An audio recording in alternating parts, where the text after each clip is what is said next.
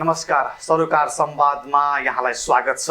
म श्रीकृष्ण नेउपाने। स्थानीय तहको निर्वाचन पछाडि प्रारम्भिक मत परिणामहरू आइरहेका छन्। लगभग अहिलेको मत परिणाम हेर्दाखेरि गठबन्धनका दलहरू अग्रस्थानमा छन् र यसभन्दा अगाडि मुलुकभरका 42% पालिकाहरूमा आफ्नो कब्जा जमाएको नेकपा एमाले, संसदमा पनि पहिलो दल बनेको नेकपा एमाले अहिले पछाडि परेको छ, अर्थात् ऊ लगभग दोस्रो स्थानमा देखिएको छ। त्यो पनि निकै मत अथवा उसले धेरै सिट सङ्ख्या गुमाउने अवस्थामा छ। यो अवस्था पार्टी विभाजनको कारण हो या यसले जनमतलाई सम्मान गर्न नसकेर, जनमतलाई उसले दिएका एजेन्डाहरू पुरा गर्न नसकेर जनताले उसप्रति देखाएको अविश्वास हो? यसलाई कसरी एमालेका नेताहरूले विश्लेषण गरिरहेका छन्? र यो चुनाव पछाडि अब सङ्घीय संसदको चुनाव पनि आउँदैछ। सङ्घीय संसदको चुनावमा अब एमालेको रणनीति के हुन्छ? वाम गठबन्धन अर्थात् वाम एकताका नाममा यस अगाडि नेकपा एमाले जुन हिसाबले उसको वर्चस्व कायम गरेको थियो, त्यो अभ्यास फेरि दोहोरिन सक्छ कि सक्दैन? अझ भनौँ भने नेकपा एमाले जसरी फुटेको छ, त्यो फुट फेरि जोडिन सक्ने आधारहरू छन् कि छैनन् त? यसका लागि नेताहरूले के पहल गर्दैछन्? नेतृत्वहरूलाई के सुझाव दिँदैछन्? आज हामी स्थानीय तहको चुनावमा केन्द्रित रहेर नेकपा एमालेको आगामी भविष्य र उसका एजेन्डाका बारेमा छलफल गर्दैछौँ। यसका लागि आज मसँग हुनुहुन्छ नेकपा एमालेका एकजना नेता, नुवाकोट क्षेत्र नम्बर 2बाट प्रत्यक्ष निर्वाचित सांसद नारायण प्रसाद खतिवडा। मानवजी नमस्कार, स्वागत छ। धन्यवाद यहाँलाई श्रीकृष्णजी। नुवाकोटको स्थानीय तहको निर्वाचनमा सहभागी भएर संसद बैठकमा का लागि तपाईँ राजधानी आइपुग्नु होइन? गाउँ डुलिरहँदाखेरि, जनतासँग भोट मागिरहँदाखेरि नागरिकले दिएको जवाफ र उनीहरूले दिएको मतलाई तपाईँले कसरी विश्लेषण गर्नुभएको छ? श्रीकृष्णजी, यति बेला हामी स्थानीय तहको निर्वाचन सकेका छौँ। अहिले धेरैवटा स्थानीय तहको रिजल्ट भइसकेको छ र केही नगरपालिकाको रिजल्ट आउन बाँकी छ। निश्चितै रूपमा हामी योभन्दा 74को स्थानीय तहको निर्वाचन जुन गणतन्त्र र संहिता सहितको पहिलो निर्वाचन थियो, त्यसमा हामी पहिलो दल बनेका थियौँ र त्यहाँ हामीले हाम्रा जनप्रतिनिधिहरूलाई स्थापित गरेर गएका थियौँ। र पछिल्लो चरणमा आइसकेपछि हामीले 5 वर्ष पार गरिसक्दा हाम्रो पार्टीबाट एउटा शक्ति चोइटेर गएको पनि अवस्था हो। पार्टी फुटेको होइन, चोइटेर गएको अवस्था हो। र हाम्रो विरुद्धमा संसारमा काहीँ नभएको सत्ता पक्षको विरुद्धमा प्रतिपक्षहरूले गठबन्धन गर्ने लोकतान्त्रिक परम्परा हो। तर नेपालमा प्रतिपक्षको विरुद्धमा सत्तामा रहेका दलहरूले नेपाल गठबन्धन पार्टी बनाएका छन्। गठबन्धन पार्टी नेपाल बनाएका छन्। एमाले शक्तिशाली भएर एमालेलाई ढाल्न सकिन्न भन्ने हिसाबले उनीहरूले यो पार्टी निर्माण गरेका छन्। र यति बेला उनीहरू अहिले नेपाली काङ्ग्रेस, नेकपा माओवादी, नेकपा समाजवादी, तराईका यो लोकतान्त्रिक पार्टीहरू लगायत सबै अन्य पार्टीहरू जो अहिले सत्तामा रहेका छन्, यिनीहरू छुट्टा छुट्टै पार्टी होइन भन्ने अनुभूति यति बेला भइरहेको छ जनताको बिचमा। यिनीहरू एउटै पार्टीका रूपमा गइरहेका छन्, साझा उम्मेदवार लिएर अगाडि बढिरहेका छन्। अहिले पनि हेर्दा मान्छेहरूले नेकपा एमालेको जनमत छैन, नेकपा एमाले हार्यो भनिरहेको अवस्थामा पनि म तपाईँहरूसँग तपाईँको यो लोकप्रिय सञ्चार माध्यम मार्फत के भन्न चाहन्छु भने अहिले पनि नेकपा एमाले यो मुलुकको ठुलो दल हो। यो स्थानीय तहको निर्वाचनमा मत परिणामका हिसाबले नेकपा एमाले ठुलो दल हो। प्राविधिक हिसाबले हामीले थोरै मतले हामीले गाउँपालिकाको अध्यक्ष, नगरपालिकाको प्रमुख गुमाएका हुन सक्छौँ। जनमतका हिसाबले, प्राप्त गरेको मतका हिसाबले तपाईँहरूले गठबन्धन पार्टीले पाएको भोटलाई भाग लगाउनुहोस् र नेकपा एमाले पाएको मतलाई तपाईँहरूले हेर्नुभयो भने अहिले पनि यो मुलुकको शक्तिशाली जनताको भरोसा र जनताको भरोसा भएको पार्टी र जनताले विश्वास गरेको पार्टी नेकपा एमाले हो। प्राविधिक हिसाबले गठबन्धन गरेका छन् उनीहरू सबै पार्टी। यहाँहरू पनि त गठबन्धनमै हुनुहुन्थ्यो। अहिले त 5वटा चाहिँ सत्ता गठबन्धन देखियो भने तपाईँहरू त झन् 6-7वटा 8वटासम्म पार्टीसँग अलायन्स गरेर चुनावमा जानुभयो के हो? मलाई थाहा छैन त्यस्तो। हामी नेकपा म जुन जिल्लामा कहीँ राप्रपासँग, कहीँ विप्लवसँग, कहीँ कोसँग होइन, अब कतै कतै केही गठबन्धनहरू भयो होला केही नाम मात्रका पार्टीहरूसँग। अहिले राप्रपासँग गठबन्धन गरेर विप्लवसँग गठबन्धन गरेर के अर्थ छ? त्यसले गर्दा म जुन फिल्डमा खटेँ नेकपा एमाले एक्लै खट्यो।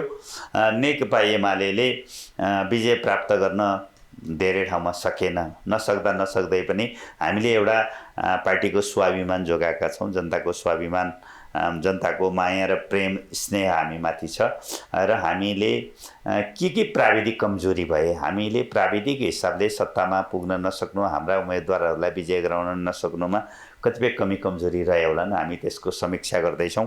हामी त्यसको समीक्षा गरेर आगामी दिनमा यो सङ्गठनलाई कसरी मजबुती गर्ने, अलिकति हामी साङ्गठनिक हिसाबले पनि अलि जेग्राइ गर्ने, भाषण गर्न बढी रुचाउने, पार्टी काममा कम खट्ने, यो खालको एउटा प्रवृत्ति बहुदल आएपछि नै पार्टीहरूमा निस्कियो। तर पनि नेपालका दलहरूमा त काडर बेसमा हेर्ने हो त सबैभन्दा सङ्गठित पार्टी चाहिँ एमाले हो। त्यति हुँदै पनि हामी पनि जनताको बिचमा खट्ने कुरामा कमी आएको थियो र कार्यकर्तालाई परिचालन गर्ने कुरामा, अनुशासन पालन गर्ने कुरामा केही कमी आएका कारणले पनि हुन सक्ला र हाम्रो पार्टीभित्र आन्तरिक कलहको कारणले जुन हाम्रो बिचमा केही साथीहरू, केही नेताहरू जोइटिएर जानुभएको छ र पछिल्लो चरणमा आइसकेपछि सङ्गठनलाई सुदृढ गर्दै हामी यहाँसम्म आइपुगेका छौँ।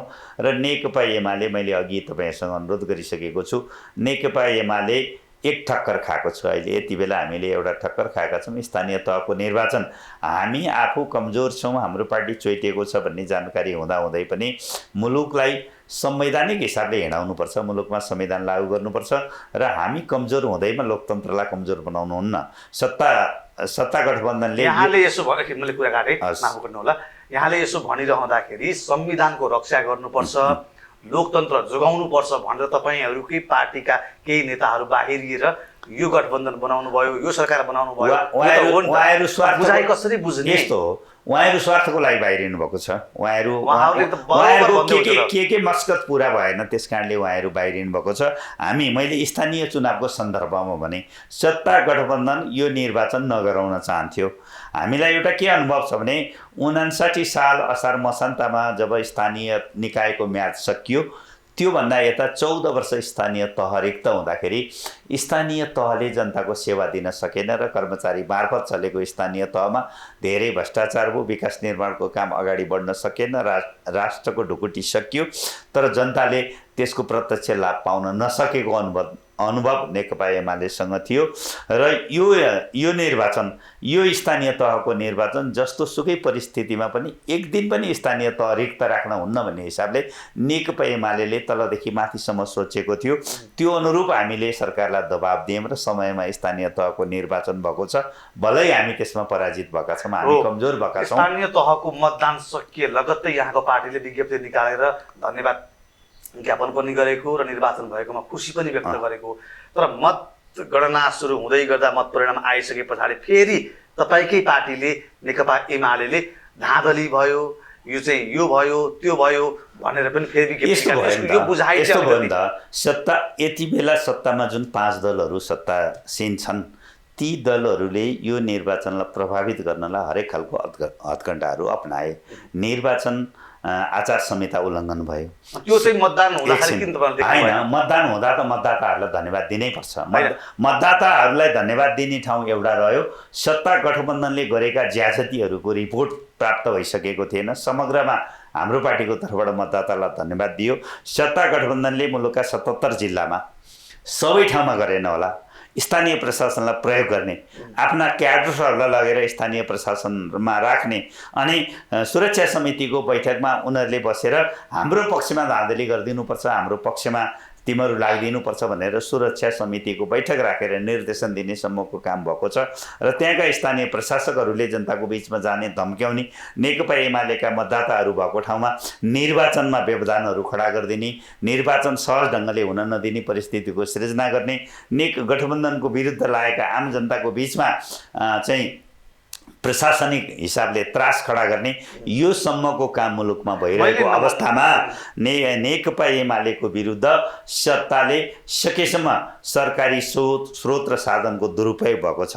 प्रधानमन्त्री मत माग्नको लागि हेलिकप्टर चढेर, सरकारी हेलिकप्टर चढेर जानुभएको छ। मन्त्रालयको गाडी चढेर त्यसको स्रोत साधन खर्च गरेर हाम्रा विरुद्ध कसरी चाहिँ धाँधली गर्न सकिन्छ भनेर योजना बनाउन जिल्लामा जानुभएको छ। त्यसमा त्योभन्दा पछिल्लो चरणमा आइसकेपछि यति बेला नेकपा एमालेले यसको विरोध गरिरहेको अवस्थामा पछिल्लो चरणमा आइसकेपछि यति बेला निर्वाचन आयोग लगायतका सम्पूर्ण शक्तिहरू लाग्दै पनि नेकपा एमाले यो अवस्थामा आयो। निर्वाचन आयोगमा नियुक्त गरेका पदाधिकारी त फेरि यस्तो हो। सरकारी कर्मचारी भनेको म तपाईँलाई भनौँ सबै पार्टीसँग उत्तिकै सम्बन्ध राख्छन्। होइन, हामीले निजामती एउटा सिस्टम हो। नियुक्ति कोही न कोही गर्नै पर्छ। केपी ओलीले नियुक्ति गर्दैमा त्यो एमाले हुने, शेरबहादुरले नियुक्ति गर्दैमा त्यो काङ्ग्रेस भइहाल्ने कतिपय मान्छे हुँदैन। मान्छेको बुझाइ त्यो छ। एउटा सरकारी कर्मचारीले एउटा नम्समा गर्नुपर्छ। सत्ताको डर धाक धम्कीको कारणले पनि कतिपय ठाउँमा यो परिणाम स्वीकार्न यहाँलाई गाह्रो भइरहेको छ। यो परिणाम हामीले स्वीकार्छौँ। हामी लोकतन्त्रमा विश्वास गर्छौँ। म अघि नै भने नेकपा एमाले एउटा लोकतन्त्रमा विश्वास गर्ने, यो संविधानको रक्षा गर्ने र लोकतन्त्रलाई सुदृढीकरण गर्नुपर्छ भनेर जाने पार्टी हो। हामी अहिले पनि गठबन्धन दलका नेताहरू, केन्द्रीय सदस्यहरू, नेताहरूले अहिले पनि यदि फलानु दल जितेन भने, म तपाईँसँग भनौँ काङ्ग्रेस जितेन भने हामी त्यो स्थानीय सरकारलाई बजेट पठाउँदैनौँ भन्नु लोकतान्त्रिक हो कि होइन? यो आचार संहिता विपरीतको कुरो हो कि होइन? यस्ता चाहिँ गैर कानुनी अभिव्यक्ति, यस्ता खालका अभिव्यक्ति दिएर पनि उहाँहरूले भोट माग्ने काम गर्नुभएको छ। म फलानु देशमा 6 जना मान्छे पठाउँछु, फलानु देशमा 6 जना मान्छे पठाउँछु, यति लाख रुपियाँ फलानु मतदातालाई निर्वाचन क्षेत्रमा दिन्छु भन्ने खालका खुल्ला अभिव्यक्तिहरू सत्ता पक्षबाट आएको छ। सत्ता गठबन्धन पार्टी नेपाल भन्छु मैले त त्यो पार्टीलाई। अब काङ्ग्रेस छैन यहाँ, माओवादी छैन यहाँ, समाजवादी यहाँ छैन। एउटा उहाँहरू सबै सत्ता गठबन्धन पार्टी नेपालमा सङ्गठित हुनुभएको छ। त्यो गठबन्धन पार्टी नेपालले अर्कोले नजितेको ठाउँमा, हिजो नेकपा एमाले 52 सालमा सरकार चलाउँदा हामीले स्थानीय निकाय जितेका थिएनौँ। थोरै मात्रै स्थानीय निकाय जितेका थियौँ। हामीले बराबरी पैसा पठाएका छौँ। अहिले नेकपा एमाले सङ्घीय सरकार चलायो, प्रदेश सरकार चलायो। हामीले नजितेका ठाउँमा हामीले त्यो खालको पक्षपात र विभेद गरेका छैनौँ। त्यस कारणले गठबन्धन पार्टी यस्तो खालको हरकत गरेर पनि मत मागिरहेको अवस्थामा जे परिणाम आयो, साम दाम दण्ड भेद गुण्डा पैसा राज्य शक्ति सबै लाग्दा पनि नेकपा एमालेको यो परिणाम आउँदा जनता हाम्रो पक्षमा रहेछन् भन्ने विश्वास मलाई छ। ठिक छ। यो अवस्था आउनुमा कुनै न कुनै रूपमा नेकपा एमालेको पनि भूमिका छ। यहाँहरूको नै सरकार हुन्थ्यो, यहाँहरू नै चुनाव गराउन सक्ने अभिभावक थियो। त्यो प्राविधिक कारणले आफ्नै तरिकाले आफ्नै पार्टीको विवाद र अन्य प्राविधिक कारणहरू, यत्रो ठुलो पार्टी नेकपा बनिसकेको अवस्थामा पनि त्यो गर्न सक्नु भएन। त्यो समीक्षा गर्नु होला यहाँहरू। अब यो गाउँपालिकाको अथवा स्थानीय तहको निर्वाचन पछाडि अब सङ्घीय संसदको निर्वाचन गर्नु पर्ला होइन? यसको पनि अब डेडलाइन छ। अब यहाँहरूले त्यो पनि सरकारले मिति तोक्ला। अब यही तरिकाले संसदको चुनावमा जाने कि अब यहाँहरूलाई अनुभूत भयो कि भएन? वास्तवमा पार्टी चाहिँ एक हुनुपर्ने रहेछ। अझ भनौँ भने वाम शक्ति, नेपालमा त वाम शक्तिहरू मात्रै एक ठाउँमा आउने हो भने पनि त्योभन्दा ठुलो जनमत त अरूसँग छैन, अरू पार्टीहरूसँग। अब यो जनमतलाई एकै ठाउँमा ल्याउनुपर्छ भन्ने अनुभूति चाहिँ हुन्छ कि हुँदैन यहाँहरूलाई? अब त्यो अनुभूति हुन्छ भनिन्छ नि, कथाले के माग्छ भन्छन् नि होइन? अब सबैको चाहिँ चेत खुल्ला, घैँटोमा घाम लाग्ला होइन? हिजो वाम एकता भएको थियो। मुलुकका दुईटा ठुला कम्युनिस्ट पार्टीहरू एक भएका, त्यसपछिको परिणाम जनता एकदम मिलेका थिए। अहिलेको जुन खालको गठबन्धन छ यो असहज गठबन्धन छ होइन? यो चाहिँ असहज खालको गठबन्धन छ, यो अप्राकृतिक खालको गठबन्धन छ। त्यहाँ चाहिँ सबै खालका सिद्धान्त बोक्ने मान्छेहरूको एउटा पार्टी बन्नु, यो चाहिँ यो खालको गठबन्धन तर अहिले बन्यो र उहाँहरूले सफलता पाउनुभयो भने वाम गठबन्धन बन्नको लागि यो जनताको माग हो। ट्याग चाहिँ किन हुँदैन त्यही त जनताको माग हो। तर वाम गठबन्धन दुईटा ठुला पार्टीको बिचमा पार्टी एकता पनि भयो। हामीले 3 वर्ष नेकपा भएर सरकार पनि चलायौँ र अब म के भन्नु म अनुरोध गर्छु तपाईँ मार्फत, तपाईँको सञ्चार माध्यम मार्फत भने जनताहरू असाध्यै खुसी हुनुहुन्थ्यो।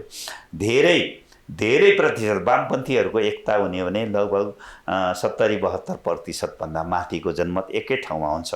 त्यो जनताको आशा पनि छ र चासो पनि छ। र अहिले नेताहरू यो स्थानीय तहको निर्वाचन हुनुभन्दा अगाडि पनि त केही नेताहरू वाम एकता हुनुपर्छ भनेर धेरै कुराहरू राखिरहनु भएको थियो र नेताहरूको बिचमा आपसी समझदारी हुन नसक्दा, नेताहरूको बिचमा कुरा नमिल्दा यो स्थानीय तहको निर्वाचनमा वाम एकता हुन सकेन। यो अप्राकृतिक खालको गठबन्धन बन्यो र एकता भयो। नेकपा एमाले एक्लै निर्वाचन लडेर आफ्नो मतको रक्षा गरेको छ। अबका दिनहरूमा यो मुलुकलाई वर्गीय हिसाबले पनि कम्युनिस्टहरूले तल्लो वर्गका नागरिकहरूको संरक्षण गर्नुपर्छ। हाम्रो संविधानमा उल्लेख गरेको प्रस्तावनामा लेखिएको समाजवादतर्फ उन्मुख हुनुपर्छ, समाजवादतर्फ लम्किँदै जानुपर्छ भनेर संविधानको प्रस्तावनामा पनि हामीले उल्लेख गरेका छौँ। यदि वामपन्थीहरूको बिचमा एकता भएन भने, कम्युनिस्टहरूले मुलुकको सत्ता सञ्चालन गर्न सकेन भने, संविधानमा जे लेखिए तापनि यो मुलुक समाजवादतर्फ अगाडि बढ्न सक्दैन। हजुर त्यो त लेखिएकै छ, यहाँहरूले नै मिलेर लेख्नु भएको। अब मुलुकलाई समाजवादतर्फ लैजानुपर्छ भनेर अझ यहाँहरूको पार्टीको घोषणापत्र हेर्ने हो भने त तिनै देखिन्छ।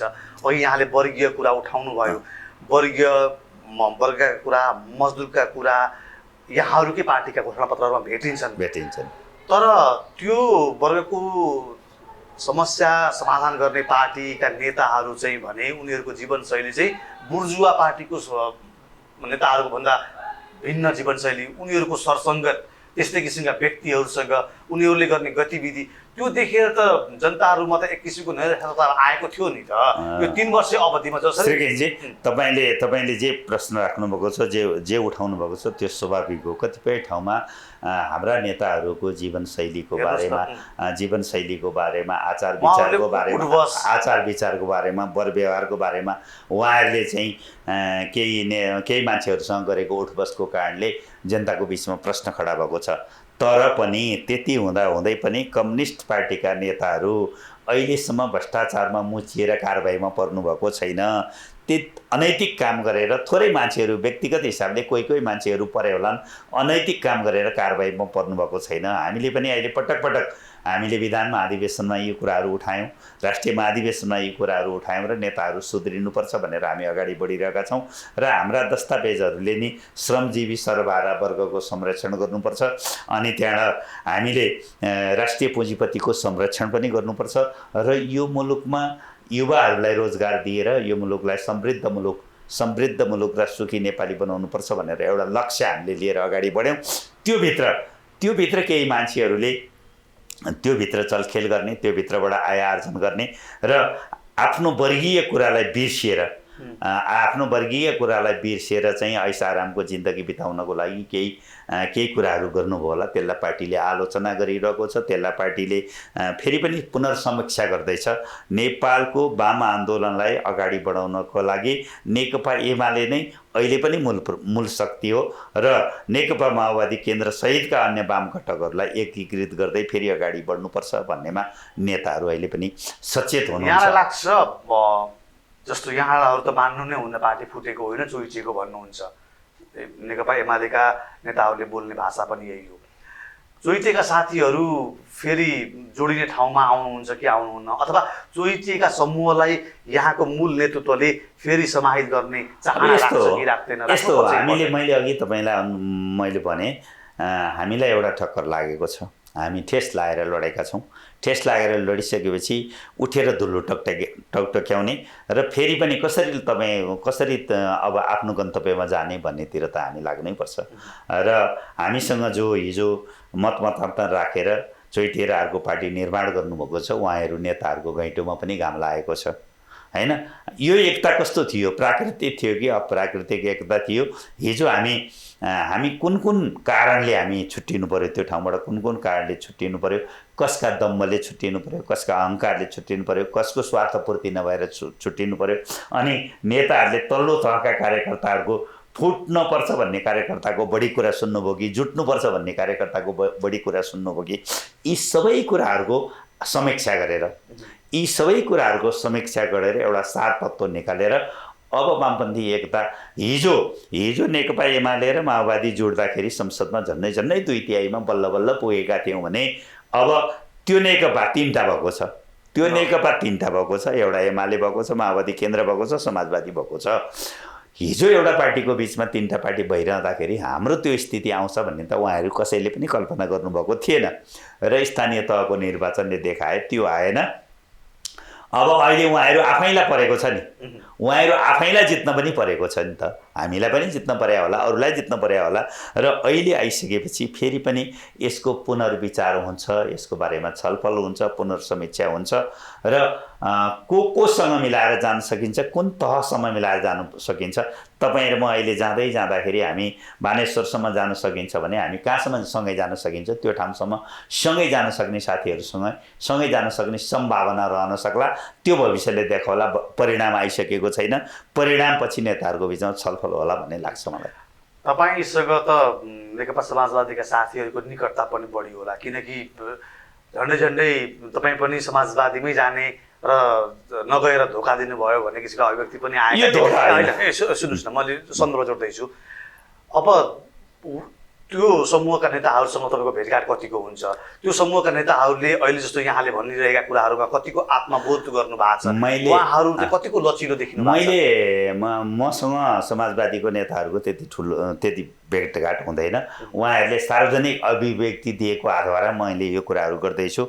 जहाँसम्म मैले धोका दिएको भन्ने कुरा तपाईँहरूले उठाउनु भएको छ, पार्टीभित्रको एउटा आन्दोलन, पार्टीभित्र रहँदाको एउटा आन्दोलनमा हामी सँगै लाग्यौँ र यो ठिक हो, यो बेठिक हो भन्ने हिसाबले हामीले चाहिँ यो संसद विघटन गर्नु बेठिक हो, संसद पुनर्स्थापना गर्नुपर्छ भन्ने आन्दोलनमा हिजो हामी माधव नेपाल सँगै लाग्यौँ। म तपाईँलाई एकदम क्लियर कुरा गर्छु, त्यो घाम जस्तै छर्लङ्ग छ, तर हामी लाग्यौँ। र जति बेला उहाँहरू यो आन्दोलनलाई लिएर उहाँहरूले जति बेला पार्टी फुटाउने खालको कुरा गर्नुभयो होइन, अनि अदालतले नेकपा तिमीहरू होइनौ, नेकपा चाहिँ ऋषि कट्टेल हो, तिमीहरू आफ्नो ठाउँमा बस भनिसकेपछि माधव नेपाल सहित एमालेमा बस्नुपर्छ र त्यहीँभित्र न्याय खोज्नुपर्छ भन्ने हाम्रो मान्यता थियो। माधव नेपाल कौडका लगायतका केही नेता कौडहरूलाई एक थरी साथीहरूले जसले नेकपा एमालेबाट लाभ लिन सक्नु भएन, अर्काले लाभ लिएको झल्झली देखिरहनु भएको थियो, ती साथीहरूले पार्टी फुटाउनको लागि उहाँहरूलाई उक्साउनु भयो। हामीले अनुनय गऱ्यौँ नेताहरूलाई, यो पार्टी नफुटाउँ, यो पार्टी हामीले 56 के अरे अघिल्लो पटक पनि वामदेव कौडले यो पार्टी फुटाएर नेपाली जनताले दुःख पाए, यो पटक पनि हामीले पार्टी फुटाएर जानु हुँदैन। पार्टीलाई एकै ठाउँमा इन्ट्याक्ट राखेर जानुपर्छ र यहाँभित्र बसेर सङ्घर्ष गर्नुपर्छ, यहाँभित्र बसेर न्याय खोज्नुपर्छ। अन्यायमा परेका साथीहरूलाई नेकपा एमाले भित्रै बसेर न्याय खोज्नुपर्छ भन्ने हाम्रो अनुरोधलाई अस्वीकार गरियो। त्यसले गर्दा हामीले अन्याय गरेनौँ। हामी नेकपा एमालेकै सूर्य चिन्ह लिएर, नेकपा एमालेको हैसियत एउटा चिन्ह लिएर हामीले त्यो आन्दोलन गरेका थियौँ। पार्टीको नाम नेकपा एमाले नै थियो, अर्को पार्टी बनेको थिएन। जति बेला उहाँहरूले नेकपा एमालेबाट अलग हुने निर्णय गर्नुभयो, आशय हामीसँग व्यक्त गर्नुभयो, हामी नेकपा एमाले छोडेर जान सक्दैनौँ र हाम्रो पार्टी नेकपा एमाले हो, हामी यहीँभित्रै न्यायको लागि सङ्घर्ष गर्छौँ भनेर हामी नेकपा एमालेमै बस्यौँ। र त्यसले गर्दाखेरि हामीले अहिले माधव नेपाल लगायतका गणहरू ले चाहिँ समीक्षा गर्नु होला, पार्टी फुटाएर अर्को पार्टी बनाएर गल्ती गऱ्यौँ भनेर। माधव नेपाल कौड बस्नुभएको भए यो राष्ट्रिय महाधिवेशनमा, सायद यो 10औं राष्ट्रिय महाधिवेशनमा उहाँको पनि सम्मान हुन्थ्यो।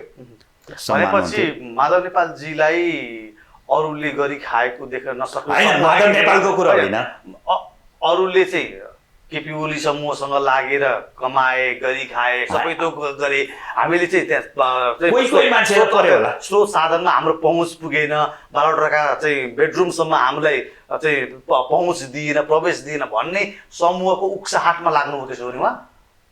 अब नत्र पार्टी किन फुटाउने? त्यति विवेक पनि थिएन त उहाँसँग, त्यति विवेक नभएको होइन मान्छे माधव नेपालको एउटा विवेक नभएको पार्टी मान्छे होइन, माधव नेपालको एउटा विवेक नभएको मान्छे, नैतिकता नभएको मान्छे। माधव नेपालको एउटा चाहिँ पार्टीको नीति विधि सिद्धान्तलाई कार्यान्वयन गरेर जानुपर्छ भनेर एउटा विश्वासका साथ हामीले पनि उहाँलाई साथ दिँदै आएको मान्छे होइन। र त्यो चरणमा पार्टी जुन बेला पार्टी फुटाउनको लागि एउटा जमातले पार्टी फुटाउनुपर्छ भनेर आइरहेको अवस्थामा माधव नेपालले एकदम एउटा निर्णय गर्न सक्नु पर्थ्यो, यो पार्टी फुटाएर जानु हुँदैन, नेकपा एमाले भित्रै रहेर हामीले सङ्घर्ष गरेर अगाडि बढ्नुपर्छ र नेकपा एमालेलाई सुदृढ गर्नुपर्छ भनेर आउन नसक्नुमा चाहिँ उहाँको पनि कमजोरी देख्छु। भनेपछि जतिसुकै भित्तामा पुर्याए पनि सहनुपर्छ भन्ने कुरा तपाईँको? सहनुपर्छ र त्यहीँभित्रबाट न्याय खोज्नुपर्छ। हामी त्यहीँभित्रबाट न्याय खोज्नुपर्छ। यो पार्टी कसैको पनि प्यावा होइन, यो पार्टी कसैको प्यावा होइन। नेपाली मेचीदेखि महाकालीसम्मका नेपाली जनताले निर्माण गरेको नेकपा एमाले हो। कुनै एजेन्डामा कोही अगाडि पर्छ होला, कुनै एजेन्डामा कोही पछाडि पर्न सक्छ होला, तर पनि यो एउटा साझा पार्टी हो र सबैको पार्टी हो एमाले। पछि नेकपा एमाले भित्र यहाँहरूको अब कुरा सुनवाई भयो अथवा यहाँहरूलाई करमा पारिएको छैन, भोलि अवसरको वितरण हुँदाखेरि टिकट बाँडफाँडका कुराहरूमा पनि यहाँहरूले न्याय पाउनुहुन्छ अथवा तपाईँहरू सुरक्षित हुनुहुन्छ भन्ने पाउनुपर्छ। हामी त्यसका लागि लडिरहन्छौँ। समूहगत हिसाबले त अब हामी माधव नेपाल समूह भन्ने हाम्रो पार्टीभित्र छैन। नेकपा एमालेको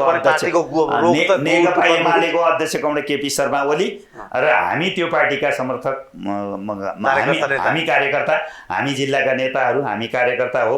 र नेकपा एमाले भित्र अहिले हामीले विधान महाधिवेशन गऱ्यौँ अनि त्यसपछि 10औं राष्ट्रिय महाधिवेशन गऱ्यौँ। त्यहाँभित्रका गुट उपगुटहरू समाप्त भएर गइरहेको अवस्थामा हिजोको आँखाले अहिले कसैलाई पनि हेर्नुहुन्न, कसैले कसैलाई हेर्नुहुन्न हो। हिजोको आँखाले कसैले कसैलाई हेर्नुहुन्न।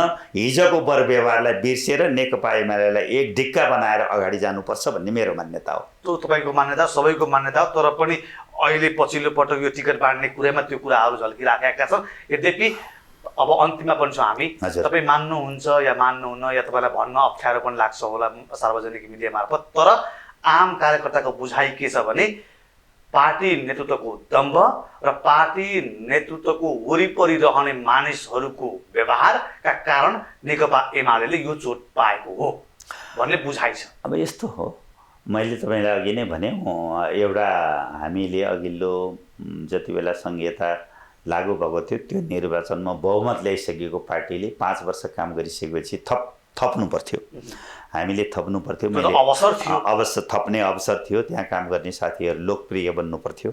5 वर्ष सरकारमा रहेर काम गरिसकेपछि त्यही लोकप्रियताको आधारमा जनमत आउनु पर्थ्यो होइन, एउटा मान्यता त्यो हो। र हामीले 5 वर्ष स्थानीय सरकार चलाइसक्दा पनि हामीले अहिले जुन खालको अवस्थामा हामी पुगेका छौँ त्योभित्र केही कमी कमजोरी छ होला होइन, त्योभित्र केही कमजोरी छ होला। अब जनताले हामीले दिएका उम्मेदवारहरूलाई रुचाएनन् अथवा चाहिँ त्योभित्र के भयो त्यसको समीक्षा पार्टीले गर्ला। अब नेताहरूको बिचको जसरी टिकट वितरण गरिएको छ त्यो टिकट चाहिँ अब त्यो त्यहाँको लोकप्रियताको त्यस्तो त होइन। अहिलेसम्म म पनि भारत बागमती प्रदेश कमिटीमा छु। 13 जिल्लामा थुप्रै टिकटहरू वितरण भएको छ। मसँग टिकट वितरणको लागि पैसा माग्यो भनेर मसँग कुनै मान्छेले पनि अहिलेसम्म गुनासो आएको छैन। त्यसले गर्दा यो बाहिरी हल्ला हो। अरबौं रुपियाँ सङ्कलन गर्यो भनेर अब निर्वाचनमा जाने क्रममा उम्मेदवारले आफूसँग हिँड्ने साथीहरूलाई चिया खाजा खुवाउने सामान्य कुरा हो। त्यसमा अलिअलि रकम खर्च भयो होला नि, त्यसमा त्यो स्वाभाविक हो होइन। त्यहाँ ब्यानर लेख्नु पर्यो, झन्डा लेख्नु पर्यो, त्यहाँ अरू सामग्रीहरू चाहियो। निर्वाचनको क्रममा केही लगानीहरू भयो होला नि, खर्च भयो होला नि। तर पैसा उठाएर निर्वाचन टिकट दिनको लागि नेकपा एमाले पैसा उठाएर टिकट वितरण गर्दैन र गरेको छैन, त्यो मेरो विश्वास हो। किन भन्दा यो मेरो पार्टी पनि भएको हुनाले यो विश्वासमा म अझै दृढ छु र आगामी दिनमा हामी यो पार्टीलाई अझै सङ्गठित गरेर यो मुलुकको पहिलो शक्ति त अहिले पनि छ, प्राविधिक हिसाबले पनि अर्कालाई पहिलो शक्ति हुन नदिने गरी हामी लाग्छौँ। र त्यसका लागि यहाँहरू नेतृत्वसँग विगतका कमी कमजोरीलाई हटाएर एउटा समीक्षा गरेर नेतृत्वले पनि कमी कमजोरी गरेको कुराहरूलाई सच्याएर अगाडि बढ्नुहोस् भन्ने अनुरोधका साथ हामी जान्छौँ। हस् समय र सम्मानलाई धन्यवाद। यहाँसम्म धन्यवाद। आएको यहाँलाई धेरै धेरै धन्यवाद। धन्यवाद श्रीकेनजी, जनताको बिचमा यो तपाईँहरूको लोकप्रिय सञ्चार माध्यममा मेरा कुरा राख्ने अवसर दिनुभयो, तपाईँलाई धन्यवाद। हजुर, हस्। सरकार संवादमा आज हामीले स्थानीय तहको निर्वाचनका मत परिणामलाई केन्द्रबिन्दुमा राखेर नेकपा एमालेको आगामी भविष्य र उसका एजेन्डा लगायतका विषयमा छलफल गऱ्यौँ। यसका लागि आज मसँग हुनुहुन्थ्यो नेकपा एमालेका एकजना नेता सांसद नारायण प्रसाद खतिवडा। हवस् त, आजको सरकार संवाद यति नै। म श्रीकृष्ण नेउपाने बिदा हुन्छु। नमस्कार।